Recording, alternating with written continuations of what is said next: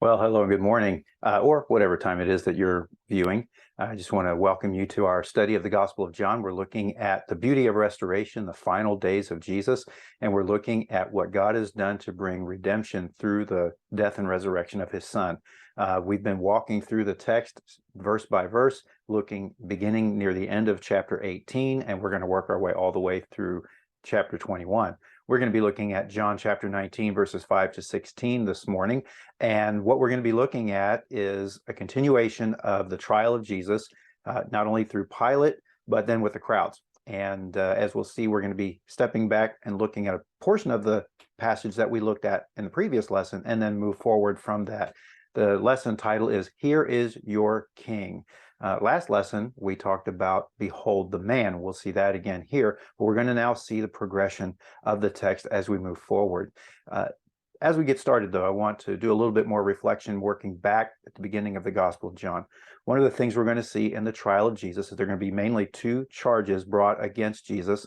One is that he is committing blasphemy by calling himself the Son of God, making himself equal to God. As we've read through the passage up to this point, Pilate has asked the religious leaders, the Jewish religious leaders, what is it that Jesus has done wrong? And they basically said we wouldn't bring him to you if he hadn't done anything wrong. So they don't really answer the question. Along the way, though, we find out that their main concern is that he has declared himself Son of God, committing blasphemy. And according to Jewish law, anyone claiming to be equal with God is committing blasphemy and is worthy of death.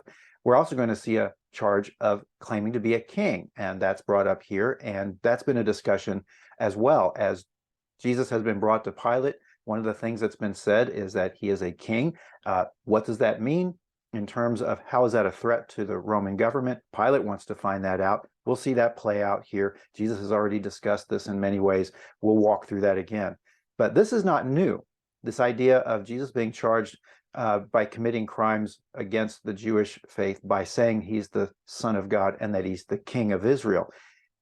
In fact, what John does is he reminds us at the very beginning of the gospel that as Jesus is beginning his public ministry, he is going about and he has called a number of people to him. And many of these in chapter 1 of John are first encounters with Jesus, like Peter and Andrew, the beloved disciple, or the other disciple who we would believe is the beloved disciple by that name later. And now we're going to see Philip going and seeing Nathanael. Now, Nathanael is a mysterious kind of figure because he's not known by Nathanael among the list of the apostles anywhere else. Many would suggest that he's Bartholomew. Be that as it may, it's not the most important thing to note here. But what we do see in Nathanael's encounter with Jesus is that when Nathanael encounters Jesus, Jesus approaches him and says, here is a true Israelite in whom there is nothing false. And Nathanael says, how is it that you know me? And Jesus said, I saw you under the tree. And of course, he is at a distance, so how could that be? Nathanael then confesses Jesus when he says, you are the Son of God, you are the King of Israel. This is beginning at the beginning of the Gospel of John. The two charges that are going to be brought against Jesus later will be that he is claiming to be the Son of God and that he is the King of Israel. John is letting us know up front that this is something that has been noted as encounters with Jesus, and that's going to be played out throughout the rest of the gospel. So John's given us a little bit of a hint as to what's coming later. And I like the Gospel of John that way because as he reveals things later, when you go back and begin the Gospel of John again, it doesn't spoil anything when you read these because you recognize, oh, now I see what John is doing with that. So with this example of Nathanael kind of giving us a projection of what's going to be the fate of Jesus by being called Son of God and King of Israel and what that's going to mean for him in terms of giving his life, I want you to see those kinds of encounters throughout the Gospel of John and see how they play out into the end. And as we get near the end of the Gospel of John, we can look back and forth as these come about.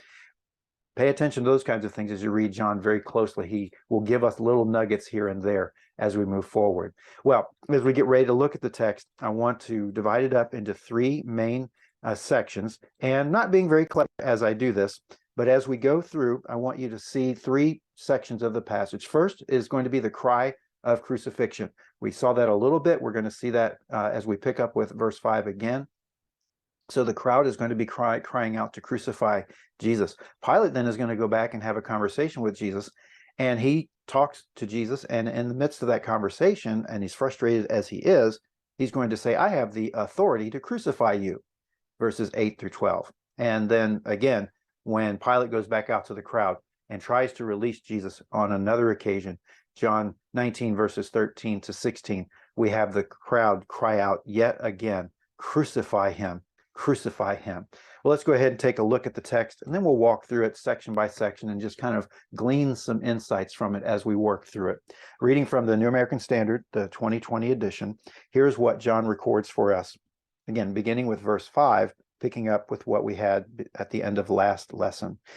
Jesus then came out wearing the crown of thorns and the purple robe, and Pilate said to them, behold the man, eke homo, behold the man, here is the man. So when the chief priests and the officers saw him, they shouted, saying, crucify, crucify. Pilate said to them, take him yourselves and crucify him, for I find no grounds for charges in his case. The Jews answered him, we have a law, and by that law he ought to die, because he made himself out to be the Son of God. Therefore, when Pilate heard this statement, he was even more afraid. And he entered the praetorium again and said to Jesus, where are you from? But Jesus gave him no answer. So Pilate said to him, are you not speaking to me? Do you not know that I have authority to release you, and I have authority to crucify you? Jesus answered him, you would have no authority over me at all if it had not been given to you from above. For this reason, the one who handed me over to you has the greater sin. As a result of this, Pilate made efforts to release him, but the Jews shouted, saying, if you release this man, you are not a friend of Caesar. Everyone who makes himself out to be a king opposes Caesar. Therefore, when Pilate heard these words, he brought Jesus out and sat down on the judgment seat at a place called the Pavement, but in Hebrew, Gabbatha. Now it was the day of preparation for the Passover. It was about the 6th hour, and he said to the Jews, look, your king. So they shouted, away with him, crucify him. Pilate said to them, shall I crucify your king? The chief priests answered, we have no king except Caesar. So then he handed him over to them to be crucified. Well, let's take a walk through the text. As we said, what we have going on here is in my estimation, a 3-stage approach. First, the cry to crucifixion. What we're seeing here is Pilate presenting Jesus to the people. He has already flogged him. He's put the crown of thorns on him. He's put the others have put the robe of purple on him, and then he's presented Jesus. He says, here is the man. We talked about that in the previous lesson. What is he trying to accomplish? What is he trying to communicate by saying it this way? Is he saying, here, look, I've done everything? Maybe he's trying to get them to understand the severity of what charges they're making against him. And yet what we find is they ramp it up more. And instead of thinking better and going, wait a minute, we've gone too far, they've stepped it up even more, and they cry out to him, crucify him, crucify him. Now, Pilate does something next in verse 6 that's rather interesting, and it's hard to grasp exactly what he's trying to say, but he says, take him yourselves and crucify him, for I find no grounds for charges against him or in his case. A couple of things here. One, the Jews have already brought Jesus to be crucified or to be killed because they know that in this particular case, they have no authority to kill him. Now, on the charge of blasphemy, that comes up, they would have their own religious right to do that. And many times the Roman government would allow them to carry out their own Jewish law. But they're appealing to Pilate to have a kind of civil trial, if you will, trying to bring up charges against Jesus by calling him king. And we'll talk about that in a second. But it's interesting, since they've already admitted they can't do it. They have no authority to crucify Jesus. They're bringing him to Pilate so that Pilate would carry it out. Pilate turns it back and says, you take him yourselves and crucify him. Now, again, maybe what he's doing there is he's trying to get them to understand the severity of what they're asking for. And it may be similar to what Jesus had said when the woman caught in adultery is brought before him, and the religious leaders challenge Jesus to make a decision in this case. And he says, you without sin cast the first stone. He's saying perhaps she does require or does deserve this stoning, but it requires someone who is without guilt and without sin to cast the first stone. He's putting it back on them and saying, you do it. And they don't, of course. Pilate, at least in his estimation, or my estimation, is not purposely paralleling what's going on there. But what we do see is a kind of parallel where the attitude of Pilate is, you do it yourself. He knows they have no authority. Maybe what he's doing again is he's trying just to get them to realize the severity of what they're asking for. But what we find in the second part of this text is, for the third time now, in almost the exact same words, I find no reason for charges against him. There's no case against him. You brought up charges of him being a king. I find no charges there. I find that they don't stick. They're about to call out another charge, and he's going to recognize that there is nothing that he has done. There will be 3 total charges, one in chapter 18, or excuse me, 3 times he says that he finds no guilt in Jesus. Once in chapter 18 here, and then in a moment again. He's trying to get them to realize what's going on. They say, crucify him. He says, you do it. And he says, I don't have a basis for charging him. There's no reason. Nothing is sticking. Verse 7, then the Jews answered him, we have a law, and by that law he ought to die, because he made himself out to be Son of God. He made himself Son of God. So the first charge of king, Pilate says he's not really a threat there. He's questioned Jesus previously about being a king. Jesus says, my kingdom is not of this world. Pilate just dismisses it and says, there's nothing really here. Now they bring up another charge. He is calling himself the Son of God. Harking back to what I said earlier about Nathanael, when he recognizes Jesus in that first encounter, and Jesus' ability to understand who Nathanael is, declares him the Son of God, the King of Israel. Now we're seeing those charges brought against Jesus in the reverse. First, the charge of being a king, and second, the claim to being the Son of God. We have the first call then for crucifixion. Pilate is trying to get out of it because he has no basis to crucify Jesus. He doesn't find him guilty. They bring up another charge, and in this case, they do have a case religiously, but not legally in terms of what the Roman government would have to say. Jesus then is standing here. He must have been sent back, because then as we get ready to go back and look at verses 8 and following, Pilate goes back into the praetorium. So let's read that text and move forward from there. Pilate then is going to speak to Jesus again. Verse 8 through 12. Therefore Pilate heard the statement and was even more afraid. Okay, so first, the charge of being a king. Pilate says there's nothing really there. Now he says he's the Son of God. And we need to recognize a couple of things in the ancient world, all the way back to Egypt, even into the Roman government. The idea of being called a son of God is having some kind of divine status. We see that in the Egyptian pharaohs. We see that in increasing measure in the first century among the Roman Caesars, that there is a notion that they are in some form divine. This troubles Pilate in whatever superstitious way he knows, but he's even more troubled. He's more afraid, because now he's dealing with someone who is making a claim beyond just being an earthly king, but having some kind of divine nature. Again, I'd call your attention back to Matthew, Mark, and Luke, where in one of those Gospels, Pilate's own wife says, I've had a dream about him. You better be careful with him. Here's another example of Pilate trying to work out what's going on and trying to figure out who Jesus is. He's more afraid. He's dealing with something greater. And now what we're going to see is this next encounter. Verse 9, he enters the praetorium, and that's the place where he would then have his court and so forth. He then speaks to Jesus. And it's interesting, the question, where are you from? I mean, the religious leaders have said he claims to be Son of God. Well, God is in heaven, right? Pilate says, where are you from? Jesus, perhaps in his omniscience, knowing what Pilate is asking, and perhaps the implication of what he's asking, but Pilate not being equipped for what Jesus is about to say, gives no answer. Pilate asks the question, where are you from? Jesus gives no answer. He's at first afraid. Now in confrontation with Jesus giving no answer, Pilate steps it up and now starts to act even more authoritative. He says, are you not speaking to me? Do you not know I have authority to release you, and I have authority to crucify you? So now he's talking about how, superior he is and what authority he has. Already the people have cried out for Barabbas to be released, and he was. Pilate is telling Jesus, I can release you. It's my authority. I can just let you go. But I also have the authority to crucify you. He's threatening Jesus. Maybe what he's trying to do is step up that threat, knowing that perhaps there's something more going on with Jesus than just being a person who has these claims about himself, and the crowds have made claims about him. Jesus then does answer in verse 11, and he tells them this, you have no authority over me at all if it had, or you would have no authority over me at all if it had not been given to you from above. And there's a parallel to that idea in other parts of the New Testament where Paul and Peter recognize that God has ordained authority through the government. So it is a God-given authority. Never mind, man often will misuse that authority. But what Jesus is saying to Pilate is, you really don't have authority. You have a delegated authority. It only comes to you granted from above, which is interesting because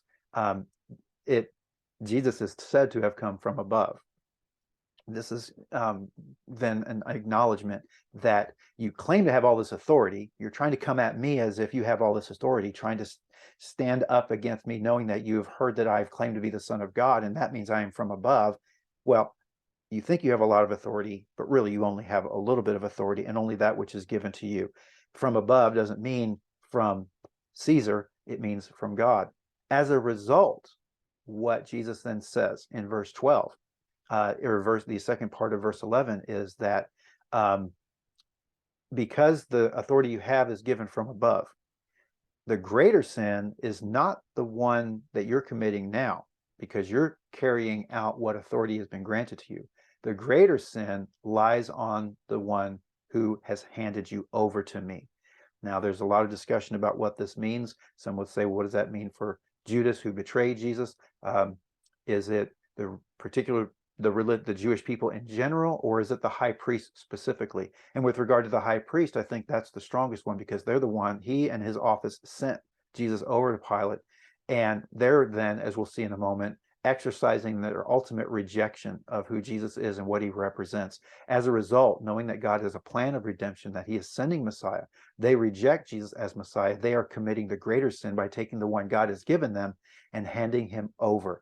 Jesus says to Pilate, the one who handed you over to me has the greater sin. Now, in verse 12, as a result of this, Pilate again made efforts to release him. Now, apparently what Pilate does is he leaves the presence of Jesus.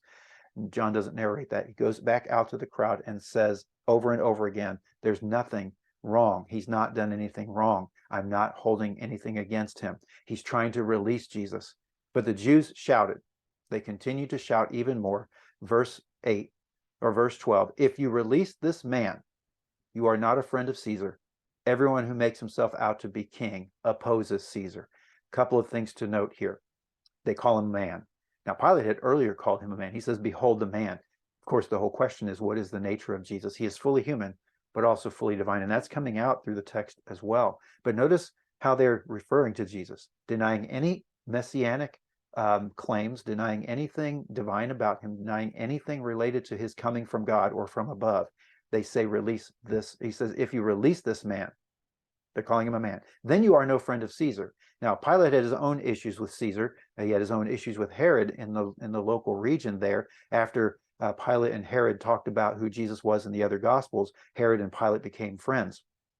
Pilate had to overcome some obstacles to gain a position that he did and work on his relationship with Caesar. So this word comes as a threat. If you do not release this, or if you release this man, you are no friend of Caesar. You're not working in consistency with what Caesar's wishes would be. You would be going against Caesar. Notice this then. They've said that he's claimed to be a king, and now he claims to be Son of God. Now they come back to the notion of him being king again. And they say anyone who claims to be a king is opposed to Caesar. So what now they're doing is kind of the opposite of what Jesus did. Jesus tells Pilate, you only have authority because it's given to you from above. What the religious leaders are doing now is saying, if you release this man, you are no friend of Caesar. He is opposing Caesar, claiming to be king. What are they doing? They're going above his head. Not in the same way that Jesus says that he has authority from above, but in a way that would be more practical and more influential on Pilate, if you will. Notice then their ultimate rejection of Jesus. They have gone from charging him with being a king to being the Son of God, requiring death as blasphemy, and now they've come back to that charge of being a king. So they recognize that they are doing everything in their power to have Jesus crucified. As a result, we read in verses 13 to 16, again, this cry of crucifixion. Pilate is going to respond again, and now he's going to have another conversation. Therefore, when Pilate heard these words, he brought Jesus out and sat down on the judgment seat at a place called the Pavement, but in Hebrew or Aramaic, Gabbatha. Now it was the day of preparation for the Passover. It was about the 6th hour. And he said to the Jews, "Look, your king." They called him a man. He's calling him a king. They shouted, away with him, crucify him." Pilate said, "Shall I crucify your king?" The chief priest answered, "We have no king except Caesar." Then he handed him over to be crucified.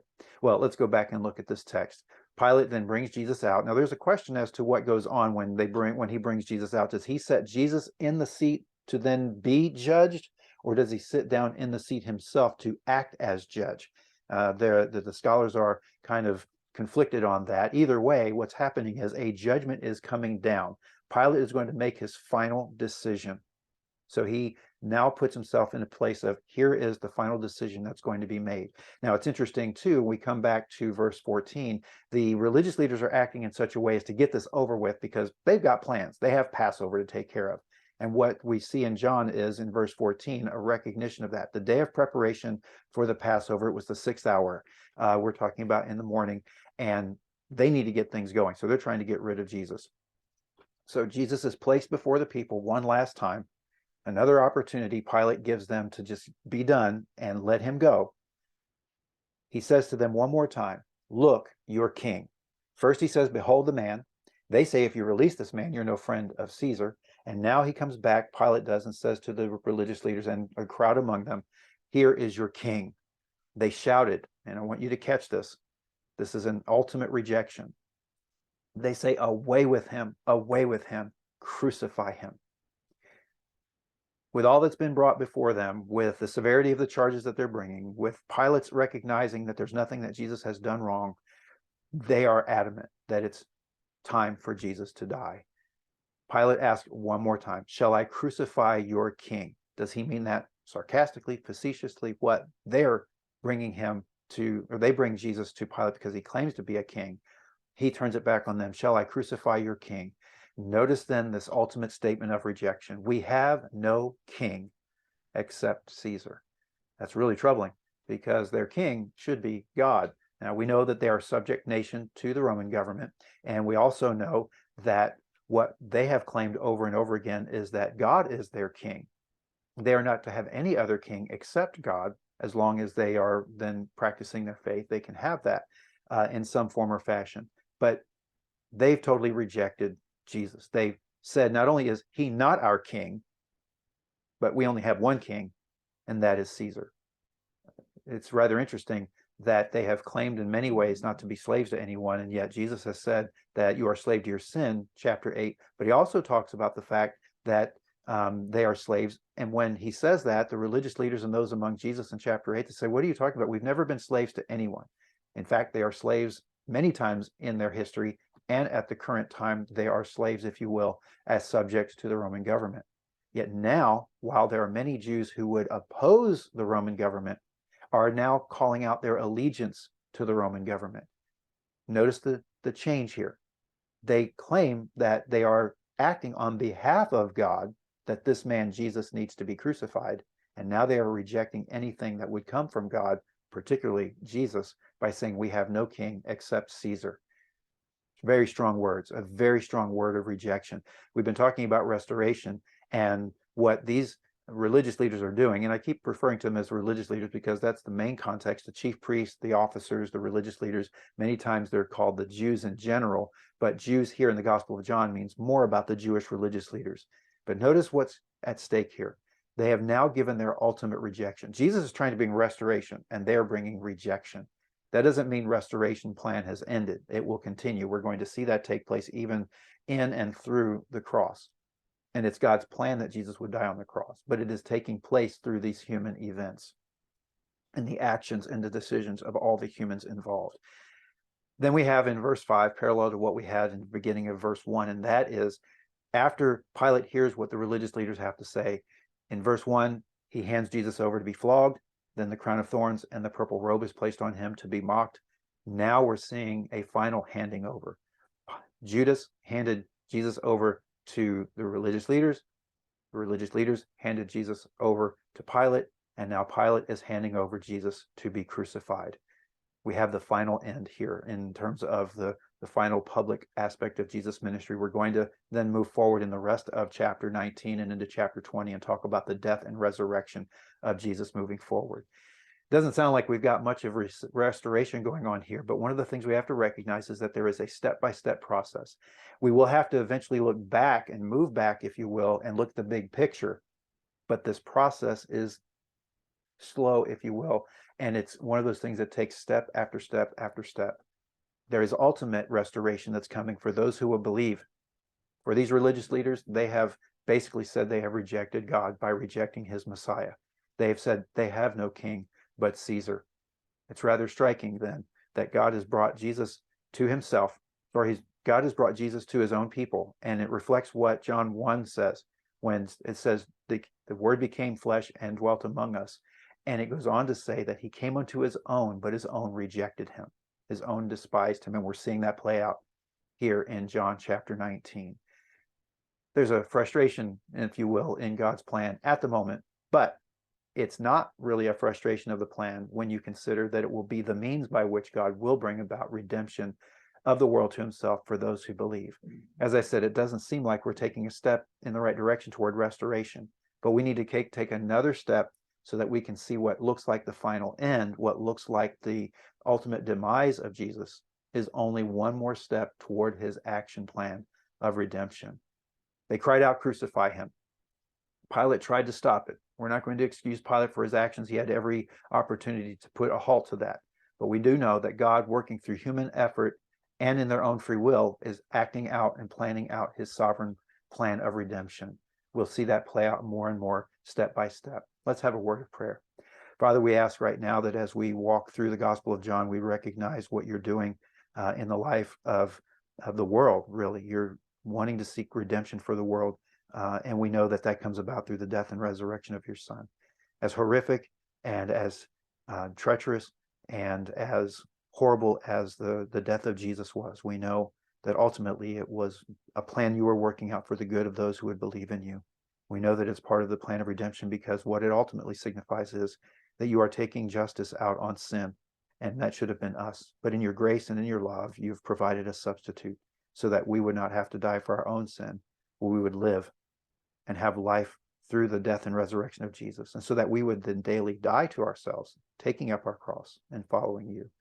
Help us as we read the Gospel of John to really reflect upon all that you're teaching us about who Jesus is and what he came to do, and how we then are to respond to him and how we are then to live for him. We just want to worship you now and give ourselves over to you, even as you fully gave your Son and Jesus fully gave his life, that we may fully give ourselves back to you in worship. We love you and praise you and bless your name. In Jesus' name, amen.